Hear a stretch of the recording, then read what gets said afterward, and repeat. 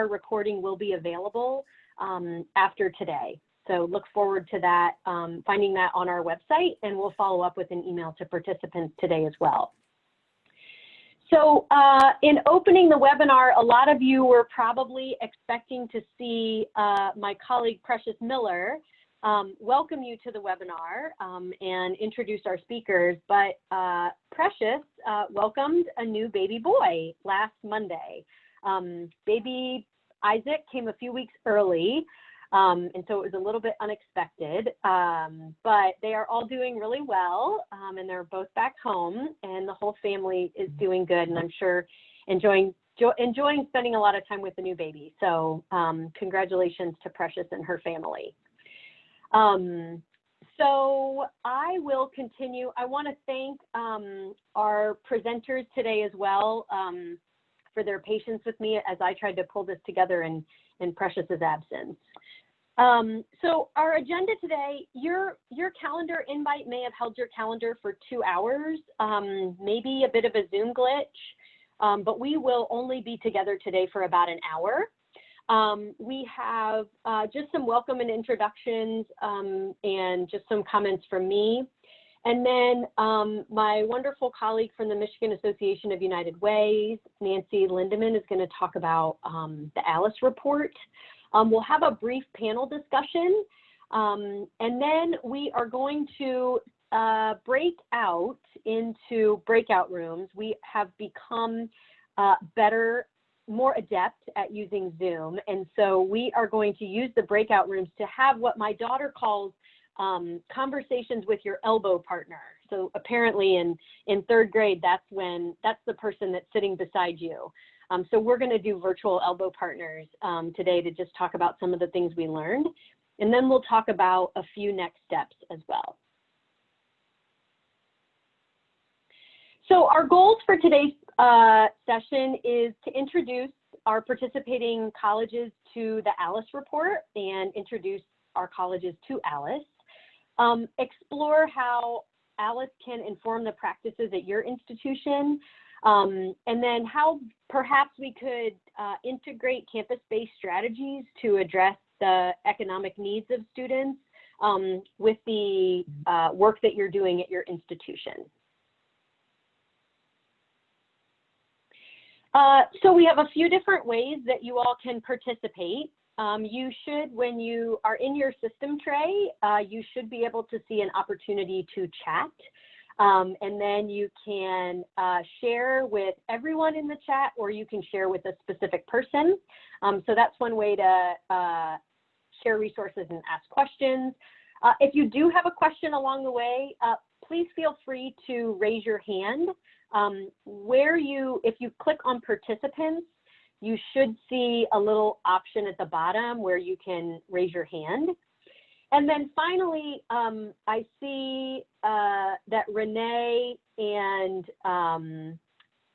Grace and a couple of other people have obviously been on webinars with the Center for Student Success because you've already renamed yourself to include your institution. And so if you go up by your name in the participants list and you right click or hover over your name, you should see a button that says more, and then you can click rename. You can keep your name in there and then put your institution name after that. It's helpful, we have found, for participants, because one of the questions we almost always get is where was that person from that said that one thing on the webinar? So that really helps us. So thanks for your participation with that as well. We have a terrific group of presenters today. I am very grateful for the ongoing and continued partnership that we have with Nancy Lindeman from the Michigan Association of United Ways.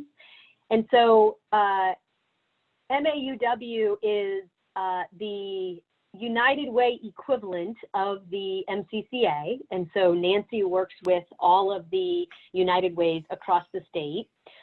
I met Nancy very early on after I started at the MCCA about 5 years ago, and we kind of started hatching a plan for some work that we could do together. And so it is really thrilling to me that we're here doing this presentation, and the project, the My Best project overall, has been in great partnership with the work that the United Way has done in this space. And so I'm just deeply grateful for their commitment to this work, which is much longer than our commitment at the Center for Student Success. So we learn a lot from the United Way. Also grateful for the partnership of Debbie Alexander from Montcalm Community College. Debbie has also been really a passionate supporter of this work through her work at Montcalm, and then her leadership with the Michigan Community College Student Services Association. That is the student services deans and VPs across the state, and then all of the student services folks. So we really appreciate Debbie's support of this statewide work as well. And then finally, I'm meeting Joe Gentry for the first time, which I hope will be the first time in an opportunity for us to work together in the future. And Joe is with the United Way of Northeast Michigan, which is in the Alpena area. So he'll be talking about some of their work. With that, I am going to turn it over to Nancy to share a little bit about ALICE. Nancy? Thank you, Erica. Thank you so much. And I just have to say that the gratitude is mutual in terms of mine to Erica. It's just been a pleasure learning a little bit about your network. I see community colleges as one of the most strategic partners that we could have as United Ways.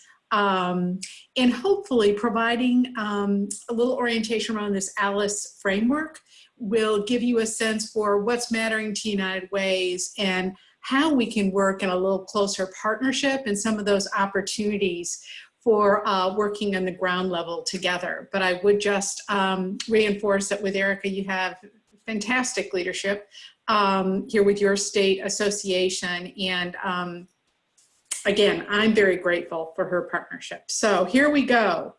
My guess is that a few of you have already met ALICE, but I'm going to take just a few slides to level set so that everybody is very well acquainted around the ALICE report. And then we'll take a little online tour of the report, its availability for each of you, so that you can see firsthand how you can get to your own community information. I've invited Joe to please chime in along the way. He knows your work very well, and he knows United Way's work very well. And so he's just a great voice from somebody on the ground who's put this framework to work in community. So let's go to the next slide. You might be wondering, ALICE, code word for what? And it stands for Asset Limited, Income Constrained, Employed. A long phrase for a very well-known group of folks right here in Michigan. So when you hear ALICE, we're talking about folks who are have limited assets in terms of income coming in and are constrained, limited assets in terms of maybe home ownership, transportation, savings, most certainly, just living on that bubble. And I have a good friend who does a lot of statewide work around income equality, who says, and the most important letter in ALICE is employed. It's often surprising to know just how many folks here in Michigan are employed but still struggling to make ends meet. Let's move on to this next slide. To give you a little background on where this report is coming from, Stephanie Hoops is a researcher from Rutgers University, now with United Way Northern New Jersey. The report started there. She has a national research team right now, but we here in Michigan have an advisory committee. And these are folks right here in Michigan who are very versed in terms of data points that the ALICE report uses, and able to help Stephanie and her team really write a report that's very relevant for us right here in Michigan. So we always like to lift that advisory committee. We also like to thank Consumers Energy, who's a key partner in funding this project. Let's move on to the next slide and take a look at what it is that the ALICE report measures. Very straightforward. It's three things. First of all, Alice looks at what is a survival budget? What does it take for a household to cover the very, very basics? What does it cost for the housing, the child care, the transportation, the medical? And so it's going to look at what that survival budget is. And as you can imagine, you know, for Joe and Alpena, it's a little different than it is for me here in East Lansing. And so it adjusts that survival budget according to the costs right in your community. And with that, this research project is going to set what we call an ALICE threshold. That's the line. And if you're above that line, you're covering your basics. If you're below that line, your income month to month is not enough to cover those very, very basic necessities. And then the report overlays that information in your community with what are people actually seeing as income. So it overlays the income so that we can see how many people are above and below that threshold. Let's take a look first at the survival budget. And what I'm going to share on this next slide is a survival budget that's rolling up data. So this is a statewide survival budget. As I said, we're looking at very, very basics. We did add a technology line with this report, and technology is a very baseline smartphone. For many of us who are working, just having a smartphone, especially today, is critical in terms of maybe getting my work schedule and just managing to keep that job. And so you can see these are very, very basic costs. We have broken them out in two different household configurations here, the single adult and couple parents or adults with infant and a preschooler. But we have Excel spreadsheets with all kinds of family configurations. And so if you would like to take a look more specifically at other configurations, you can. Together, I would like just for you to focus on this. And when I'm in a room where people are a little more interactive and able to respond, I often get the question, really? Where am I going to find housing at that cost? If we go to the next slide, you're going to see all of the costs for each of these necessities are coming from well-documented public sources in most cases. And so for housing, we're using fair market rent. This report is always using the least expensive cost for that household item. It's the thrifty food plan for your food from the USDA. And we at United Way are not suggesting that everybody better abide by this very thrifty budget. Let's go back up, I'm sorry, Erica, to the slide before again to look at that budget. We're not advocating that everybody ought to be just earning this much. We would love for people to thrive. We would rather see a household that has some savings so that when you have that flat tire, you need a new, or baby gets sick, you've got some resources. But to make the point, for this research project, we wanted to set a baseline that no one can necessarily challenge in terms of the very, very basics. Something that folks often point out when we look at that second column in terms of a number that just pops is childcare. Not surprisingly, with a couple little ones, that is a very, very high proportion of Alice's income. So what we need to take home is the fact that federal poverty level is by no means a metric for what it costs to make ends meet. FPL for a single family is just over $12,000. While $61,000 sounds like a lot when you break it down to what it actually costs, most people kind of who are maybe above that threshold scratch their head and say, interesting. So an awareness by stakeholders broadly of just what it costs, community by community, it has in itself been really helpful in terms of the ALICE project. I'd like for you to keep one number in your head, and that is, what does it cost for if just an hourly wage? So if it's a family of four, a little over $30,000 an hour, or you could split it out between a couple people, $15 an hour. You need at least that hourly wage to meet this very basic budget. Let's move on to the next slide. And I wanted just to share just very broadly, in Michigan, the percentage of our households that are living below that threshold that's very basic is 43%. And I kind of like just stopping at this slide for a minute and letting it sink in. 43% is based on our 2019 report that is based on 2017 data. And so we can only imagine the number today with COVID. What comes to mind for many of us is 43%. That's almost half of us. What also comes to mind is that we all know Alice. I mean, Alice is the person who's helping with my mom right now, stay at home. Alice might be my next door neighbor or my daughter.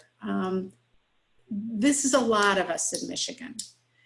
And my guess is with many of the students that you're serving, this Alice number is very, very relevant. Just received a question in the chat. Do we know how we compare? We're about middle of the pack in terms of how we compare nationally. One of the things we have going for us in Michigan is a pretty, relatively speaking, when you compare living in California, we've got a lower cost of living. Even though our incomes are much lower, we're middle of the pack, and when we get onto the website, I'll give you a quick look at how you can do those national comparisons. Let's go on to the next slide. I need to pick up my pace here. You're welcome. So the question was, we've done this report for several years. How does it look with a 17 data to just after that recovery? Sadly, while many of the economic indicators had bounced back, Alice is pretty persistent. Little improvement in terms of below federal poverty level, but we're not necessarily seeing us get out of that recession and get more folks above that Alice threshold. Let's move on to the next slide. One of the things that I think is really relevant for us at United Way is that Alice is everywhere. And so a statewide initiative like My Best is really key because we got to lift our whole state. And we need to find solutions that we share across our local United Ways to lift our whole state. And I would guess you're enjoying some of that with the My Best. This is not a problem in one particular part of our state. An observation that you might notice here is that the whole state is slightly darker in terms of percentage, higher percentage. And in those rural communities, there are higher rates of Alice, or rate is growing more quickly. So Alice lives everywhere in Michigan. Let's move on. I wanted to give you all just a sense for some of the demographic information that's available through the Alice report. My guess is you are serving students of all ages, but you might be serving quite a few students under the age of 25. 80% of them are under this threshold. And so you are really serving probably a large percentage of folks who are younger and really kind of, it's a balancing act, making it all work when there's such a challenge in covering these very, very basics. Let's move on to the next breakdown. Certainly, where you've got a household with children, United Ways have always been very, very interested in families and kids doing well, thriving. The obvious challenge here is that single parent with children. Huge challenge. And it's probably not surprising, but this really does give us a sense for the magnitude of need for some of our single headed families. Let's move on to the next slide. And we will be coming out with even more information around this topic, but race, ethnicity, clearly there is a higher proportion of households below that threshold with Black households and across households of color. While we have a higher number of white in Michigan, the proportions are higher for our families of color. I didn't say it earlier, I probably should have reminded you. This deep blue band on the very bottom shows how many families are below the federal poverty line, and that mid-level band is how many families are above the poverty line but below the ALICE threshold. So moving along, let's move on to the next slide. And I like to say this is a slide that sort of explains everything. If you'll remember, that family needed roughly $30 an hour to make ends meet. Here we're seeing that over 60% of our jobs are paying less than $20 an hour. And a very high percentage are below 15. And so this is where the real challenge comes in. How do we get folks, into these higher incomes in order to cover their basics? This is not, just making more food available. This is really working on both ends of the spectrum in terms of how do we boost incomes and supports into households. I'd also like just to include here that when we are looking at that calculation for income into household does include public benefits as well as earned income. Okay. So this is a quick snapshot of the top 20 occupations in Michigan. And of the top 20, only 3 of those occupations are going to get ALICE above that threshold.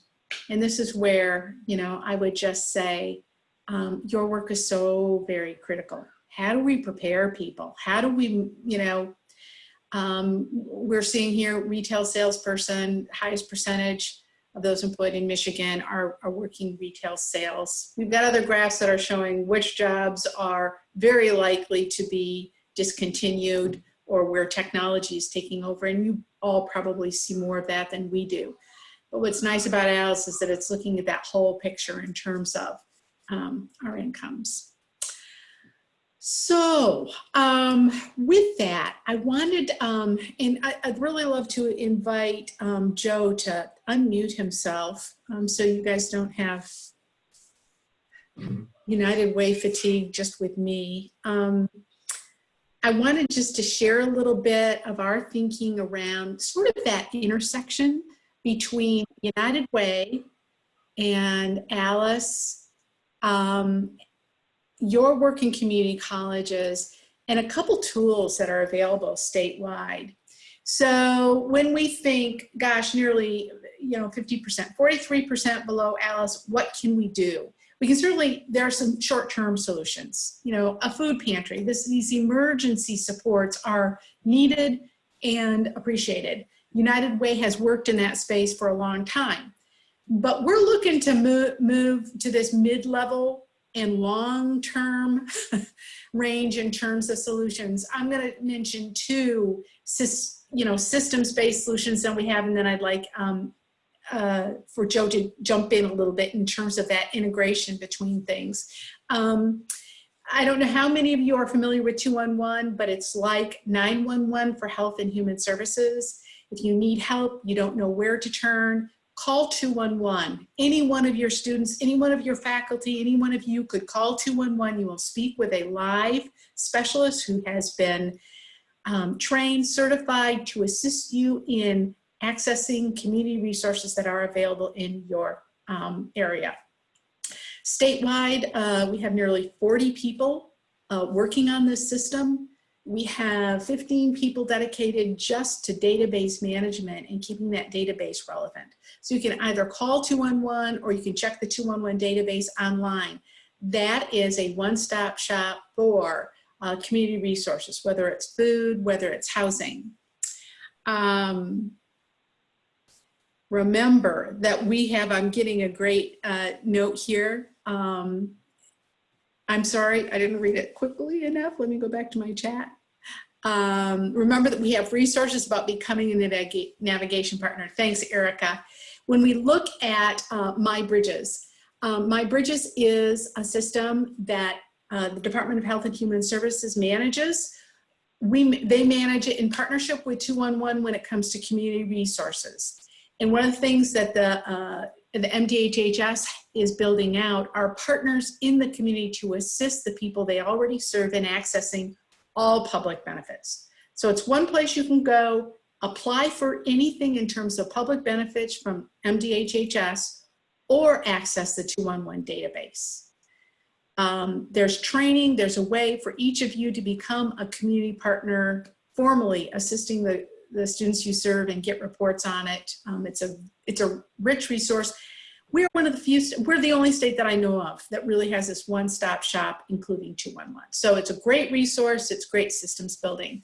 Joe, if I can get, just pivot to you for a more realistic kind of perspective on how these tools could be used. So about 2 years ago, I had no clue what ALICE was. I attended an MCCA summer conference and heard Nancy and a representative from Consumers Foundation do a presentation on ALICE, and it piqued our interest. I'm also an ACC trustee on the board of trustees. I've been on the board for over 15 years. And it created discussion among our group that, do we really know what needs our students have? And it spurred a survey that we did to our students to ask them, what can we be doing? What's the biggest hurdles that you have to overcome in getting your education through the community college? And what could the board be doing? What one thing could the board be doing to make your life easier, better, and more successful in reaching your goal of graduating? It was very eye-opening. The results of the survey on what the specific needs of our students were. So then I joined United Way here, and that kind of really helped me to understand what all the services in our community are that are available. And every community is different. In discussion with some of the staff members at the college, they said, do students know that we have a friendship room that serves free meals to anyone 6 days a week? And on Sunday, there's a free meal that's available through Sunday supper. Do students know that all these resources are available? And so working now with Amanda, who is our My Best coordinator at ACC, it is going to allow us to do a local list that we always tell students, call 211. 211 is an immediate resource. It's 24/7. There's trained operators. They take your call.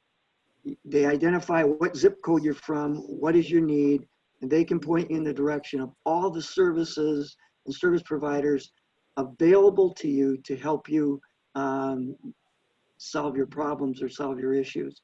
So 211 is an immediate resource in an emergency like COVID or the dam breaking in Midland with flood victims. I mean, 211 is there now to address concerns that students have. And I know that many of our students and our faculty, our staff, don't understand what 211 is. Many of our citizenry don't understand what 211 is. So there's a huge campaign that's going on in our area, in our region, from the Midland region, that's going to be an education, a marketing campaign to inform people more about 211. From the community college standpoint, you should make sure that all staff, faculty, all your people understand what a resource 211 can be. MyBridges is a bigger step, because MyBridges allows students that qualify to set up an account, and they can access all the public services that are available. They can apply for benefits, find out if benefits are available. And it's very simple. It can be done by a smartphone. It can be done by a laptop, and set up online. You get a direct counselor through MyBridges that will help you with your account. And even if you don't want to set up an account, you can look at everything that's available to you through the MyBridges website. Again, a wonderful state resource for our students and for anyone, for that matter, in our community. So in United Way, if someone, in most all your areas have a United Way office, partly of our mission here is changing. I used to think of United Way as meeting basic human needs: food, shelter, clothing, transportation, and pretty much on an emergency kind of basis in immediate needs. But we're being transformed.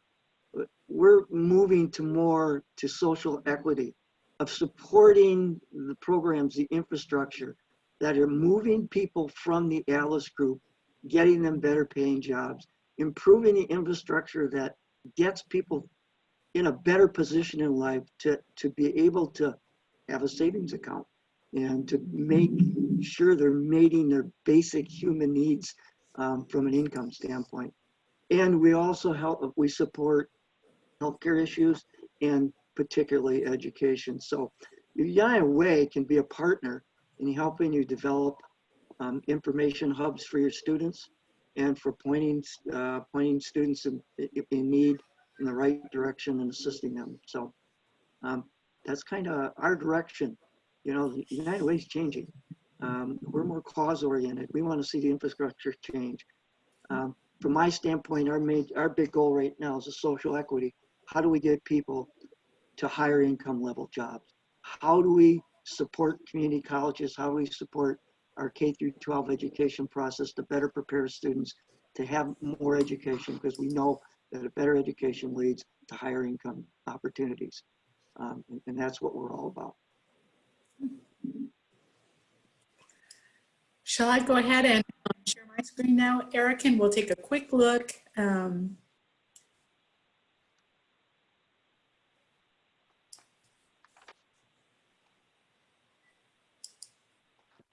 Okay.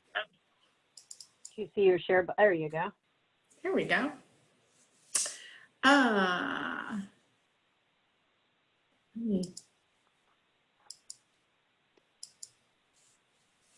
It's a busy homepage, Nancy. You're busy.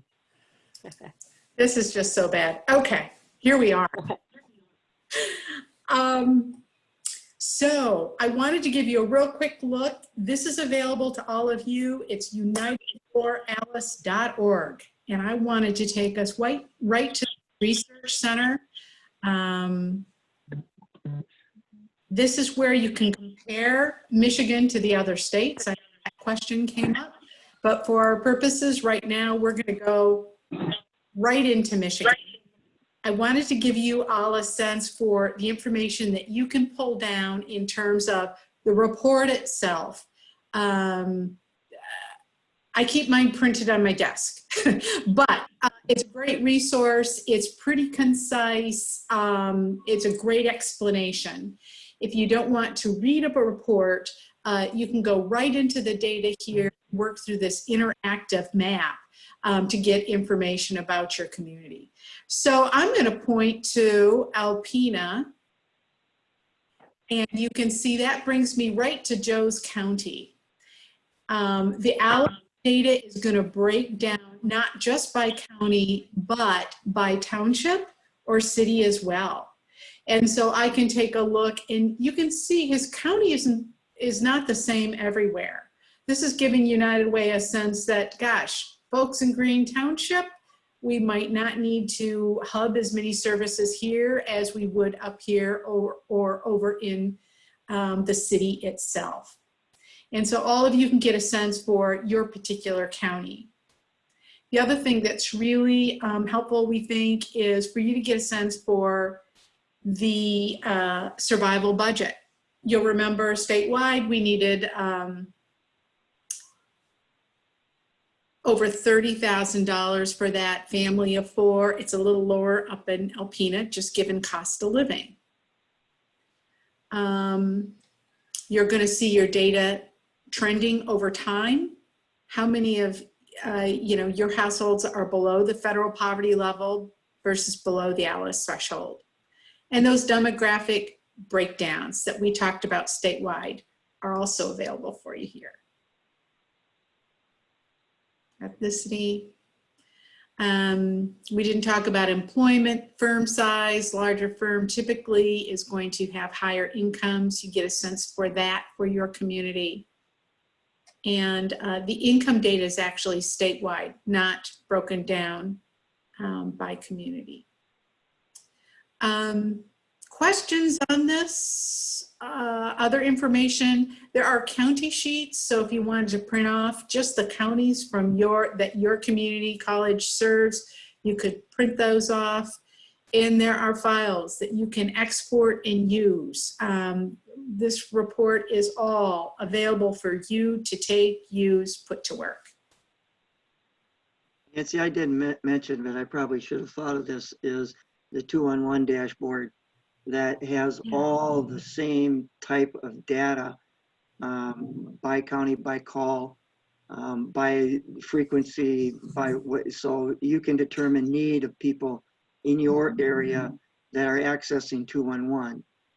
It provides all kinds of, again, same kind of data. And I know from a United Way standpoint, it helps us as we're focusing our investments with our community partners to look at 211 data. Who's calling for what services? Where is the real need, the immediate needs that are being required through 211? So you have the same data through that 211 dashboard. Yeah, and even not only the data on where are the services and where are they being met, but where are we getting calls and we don't have the resource. So we report up and work together around meeting those needs that are unmet. So, Erica, was there anything else that you wanted us to share in terms of the ALICE report itself?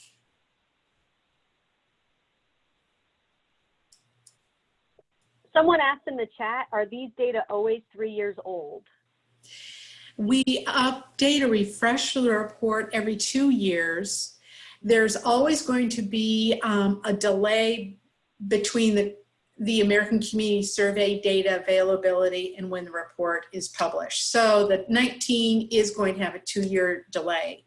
We'll be releasing a new report in March of 21 that will be looking at 2019 data. Good question. Great, thank you. Okay, folks can continue to ask questions in the chat, but we wanted to spend a little bit of time with Joe and with Nancy and with Debbie, having a bit of a panel discussion before we go out into our breakout session. So for those of you who are on the call, we've kind of seeded the panel discussion with a few questions, but also encourage you to ask questions in the chat as well. Joe, you brought this up a little bit earlier, and I'm wondering between you and Debbie at Montcalm, in what ways have you introduced ALICE to faculty and staff at your institutions? I'll jump right in if that's okay. We were fortunate, I can't remember the time frame, everything is so messed up with COVID going on. It seems like yesterday was a year ago, but we partnered with our local United Way, it's probably been a couple of years ago, and hosted a community forum, I guess you'd call it, in which ALICE was introduced to everybody, and we discussed our county and the situations in our county and how we can move forward together in addressing them. And then from there, well, our group, we brought a group of folks to Muskegon and were further schooled in an amazing way. We really came together at that meeting to start discussion about what to do here. And we brought it back and shared it both in departmental meetings and with our faculty. So, and I have to say, this isn't news to us, and I'm sure it's not news to other folks. We're very aware of what's going Mhm. on in our county and what's going on with our people. But to see it in black and white was pretty impactful. And then to Mhm. discuss it with other folks and other colleges really did change direction for us. So it was very helpful. Great. And Debbie, is your institution currently using ALICE data? We, using it is pretty strong for us. And again, in the Okay. sense that we aren't applying it in particular, but we're using it to better understand and figure out what we can do to address concerns. And certainly working on the My Best project. Plus, we started a whole new retention group here. So it's like we're using this to better understand our folks and then to attack it from multiple directions. Great. Thank you. Uh-huh. Joe, anything to add? I was fortunate because we have a board that takes part. Almost all of us go to the MCCA summer conference where we were first exposed to the real hard data from ALICE, and that prompted the board to move and to make sure that faculty and staff were informed and understand and started the survey and try to determine what our specific student needs are, understanding that, that is ALICE. When you have students that are sleeping in the parking lot in their cars, then you have a problem and you have needs that need to be met. So the other thing we did is Saginaw Valley had a wonderful ALICE seminar, an all-day seminar. They brought in all kinds of quality speakers about what they were doing in their communities to address some of their ALICE issues, specific ALICE issues, whether it was low-income housing, food pantries on their campuses. And so we had scheduled, it was supposed to be this September, to do an ALICE workshop on the college campus at our theater, and to have our staff involved and try to get most of our elected local officials, township supervisors, township board members, our mayor, the city council, the county board of commissioners. It's critical because they're the policymakers that can help lead to change in solving some of our local issues and problems. And I'm not sure that they are totally on board and aware of what the real ALICE issues are. So that was, we were going to do it. It's on hold right now due to the, social distancing and congregate learning process. But that is going to move forward, and we will do that as soon as it's practical.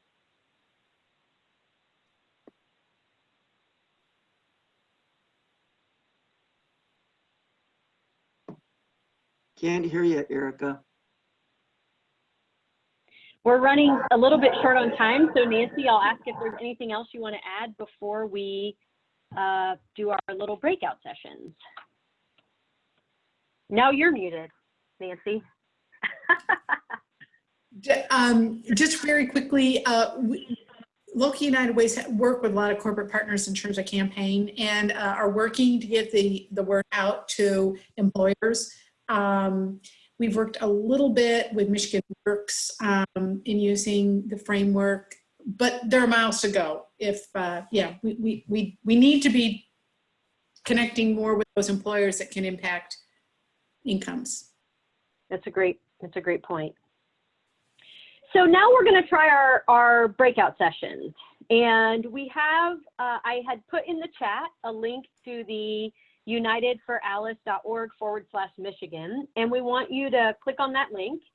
And then in your breakout session, what, if anything, in that report surprised you? And given that information, what do you feel like if ALICE are students at your institutions, what do they really need from your institution that you would be able to provide? Or partner with people within your community to do that. So we are just going to have a very short breakout session. We'll be in breakouts for about 10 minutes, and then we'll come back together and just quickly go through some next steps. So when I click a button, you will be magically sent to a breakout room with a few other people.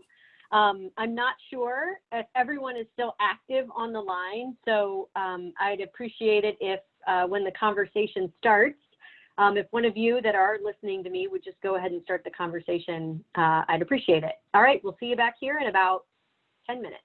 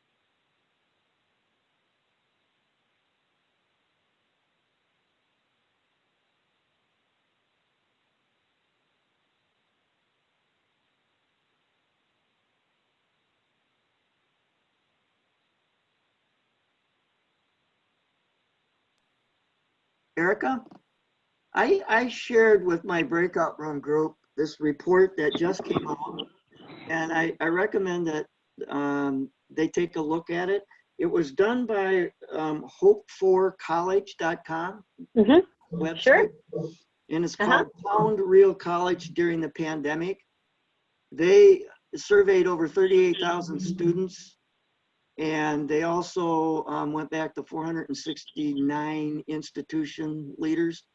And it's about what issues students are having during this pandemic, and then the last page of the report offers up some recommendations.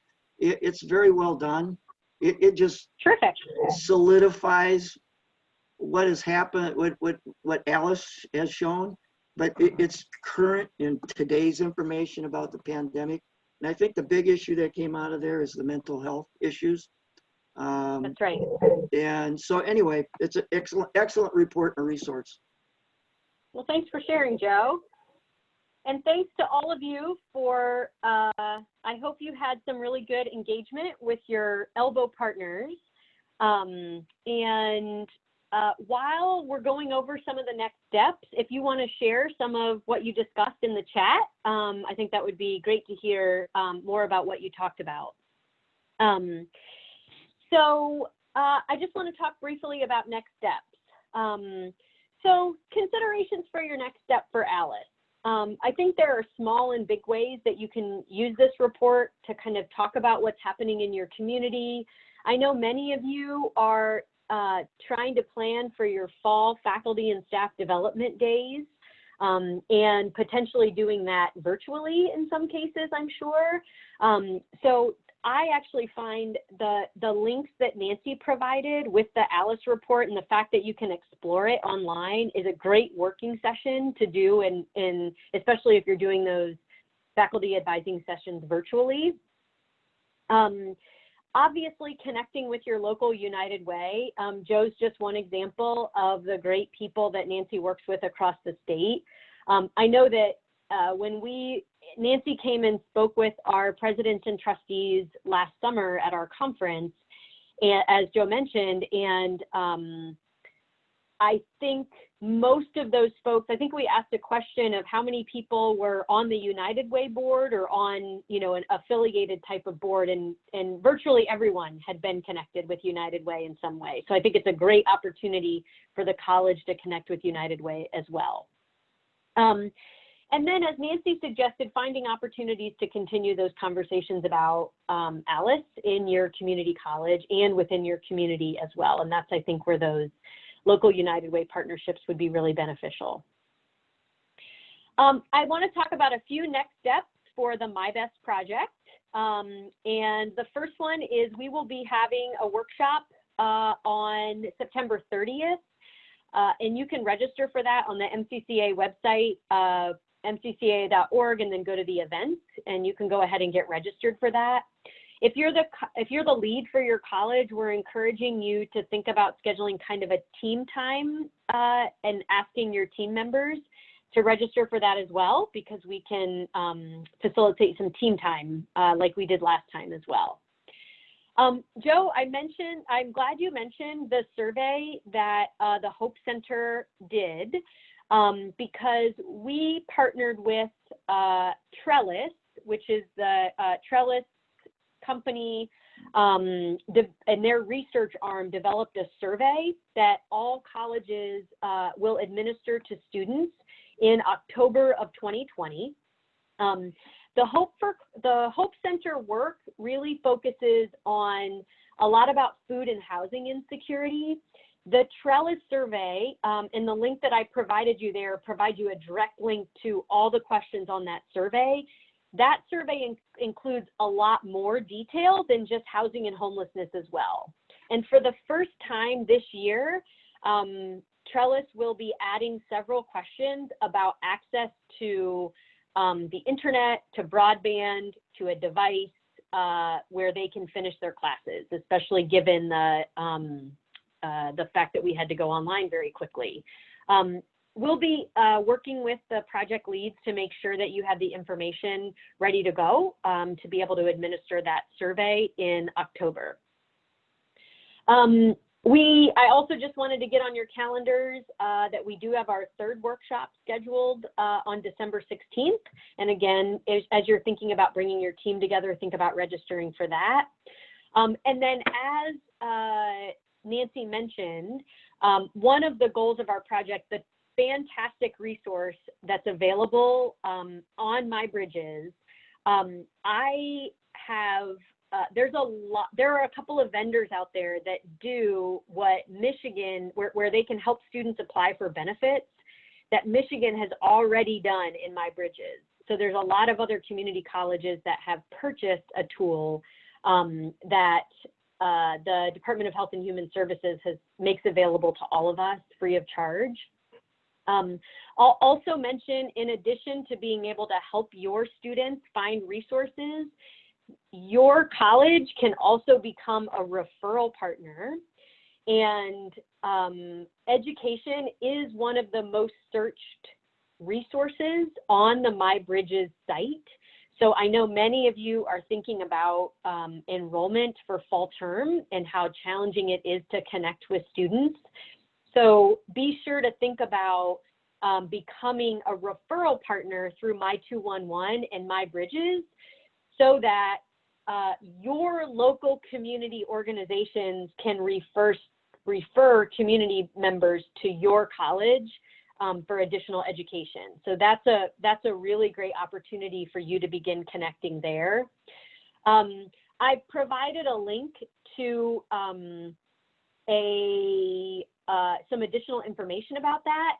And also, Precious recorded just a really quick video about showing you what it would look like if and when a community college becomes a partner with MyBridges. So it kind of gives you an idea of what that looks like and gives you that perspective. So for those of you who are project leads or on your project team, keep all of these things in mind as we begin to enter fall term.